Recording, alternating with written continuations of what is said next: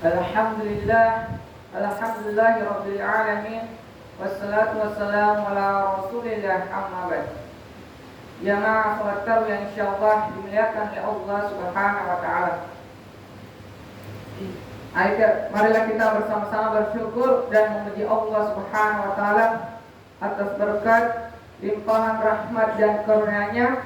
Alhamdulillah, pada kesempatan ini kita senantiasa diberikan kemudahan oleh Allah Subhanahu wa taala untuk kembali berkumpul di dalam salah satu tempat yang paling mulia yang ada di permukaan bumi ini, yakni adalah masjidnya Allah Subhanahu wa taala yang kita gunakan untuk berkumpul menunaikan kewajiban kita selaku umat yang beragama Islam. Dan terbaiklah kita mengirimkan salawat dan taslim kepada baginda Rasulullah sallallahu alaihi wasallam,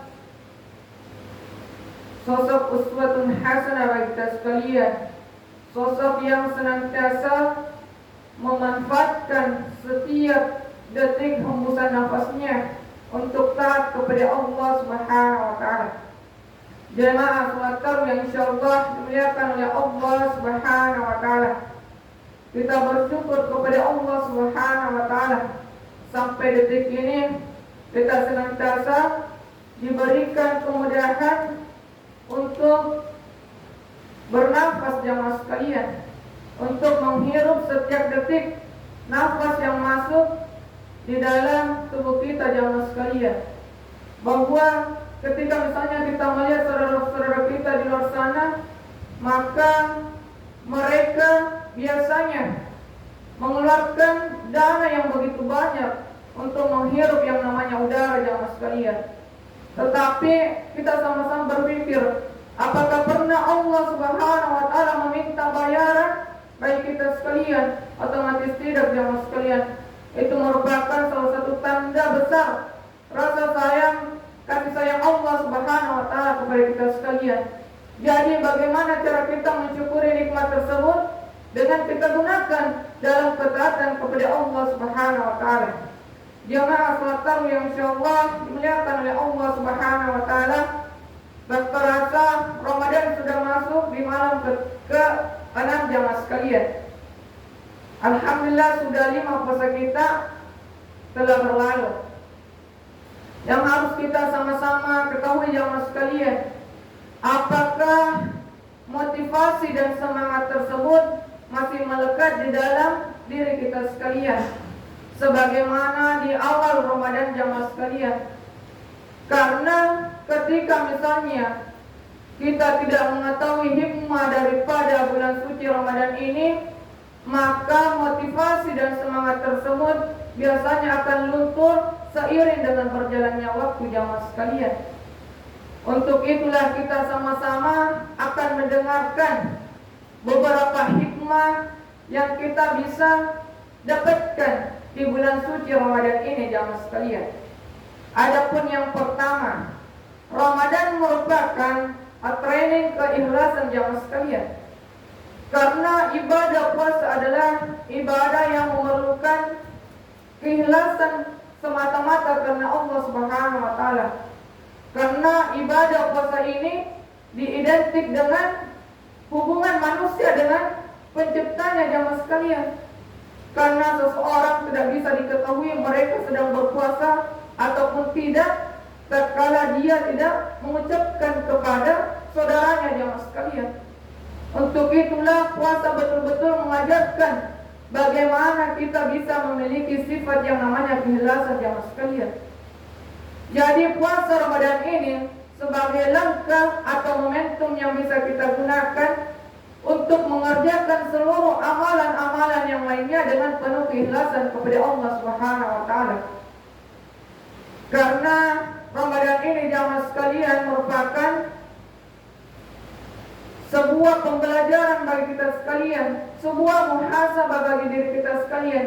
Apakah ibadah-ibadah yang kita lakukan di luar daripada bulan suci Ramadan itu dibarengi dengan keikhlasan kepada Allah Subhanahu wa taala. Untuk itulah dihadirkan suatu bulan yang paling mulia yang diciptakan oleh Allah Subhanahu wa taala untuk melihat bagaimana keikhlasan kita jamaah sekalian. Karena kita sama-sama mengetahui bahwa keikhlasan merupakan sebuah syarat diterimanya ibadah jamaah sekalian. Karena kita rugi beribadah kepada Allah Subhanahu wa taala ketika tidak ada keikhlasan di dalamnya jamaah sekalian. Kemudian yang kedua, Ramadan merupakan training keistiqomahan jamaah sekalian. Ramadan mengajarkan kita begitu banyak amalan yang biasanya kita lakukan di siang hari maupun di malam hari jamaah sekalian. Ramadan mengajarkan kita apakah kita menjadi hamba yang Ramadan atau hamba Allah Subhanahu wa taala. Karena jangan sampai jamaah sekalian kita hanya bersemangat beribadah kepada Allah Subhanahu wa taala tatkala di bulan suci Ramadan. Amalan-amalan yang biasanya kita hidupkan di bulan suci Ramadan, ketika keluar daripada bulan suci Ramadan, itu sedikit demi sedikit mengalami penurunan jamaah sekalian. Na'udzubillah. Jadi justru itu jamaah sekalian, bulan suci Ramadan ini merupakan hal yang sangat mengajarkan bagi kita sekalian agar kebaikan-kebaikan yang kita laksanakan di bulan suci Ramadan ini kita bisa pertahankan sampai di akhir hayat kita jamaah sekalian insyaallah. Kemudian yang ketiga jamaah sekalian, Ramadan mengajarkan kita tentang ihsan. Ihsan jamaah sekalian adalah bagaimana bentuk kita mengabdikan diri kita kepada Allah Subhanahu wa taala dengan melaksanakan amal-amal yang soleh jamaah sekalian dan meninggalkan larangannya.